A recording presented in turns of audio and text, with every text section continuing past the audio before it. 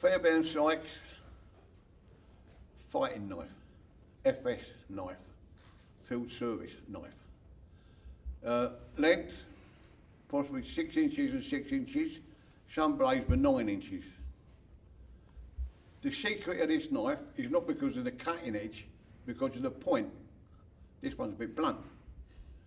Normally it's a needle point and you don't need any weight or thrust when you're going to use it. If I'm going into somebody and I'm going to use this, I don't have to push it forward. Just grab him and pull him onto the knife. You got it? Now then, you don't hold the knife this way, wrong. It's held between the thumb and the forefinger, so that the palm of the hand can go around it.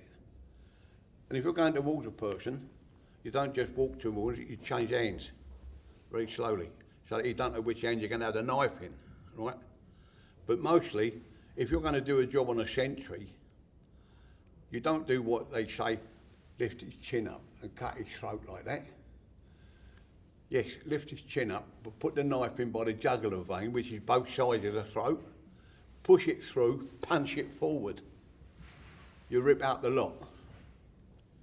Bit of a messy job, but that's it. Right? There is a way of stopping a knife, and I'll tell you this. When there's an Acme carry, a bloke in my section disputed the fact that it could or couldn't be done. I said it could. He said, no, you can't. If a bloke's coming in with a knife and he's like that, he said, you'd have to be very, very quick to do it. I said, look, with training and practice, it's possible. Well, it came to such a point that evening, talking about it, that somebody said, with the heat, with the sheath on, prove it. So this bloke took the knife, and I stood there, and he came at me like this, the way they said not to do it, right? So he came at me like that, and as his arm went up, I knew he was going to come down, so I blocked it with the elbow. You never grab it, block it with the elbow, right? The other hand comes down the back there, and you take a pace forward, right? Woof, down. And I broke his arm. I said, see, it does work. But the upshot was, in the morning, we had to go and see Charlie Vaughan, who was a commandant of the Commando training school. And Charlie said to this bloke, who's got his arm in a sling, he'd been seen by the medics, he said to him, you don't think our methods of training work?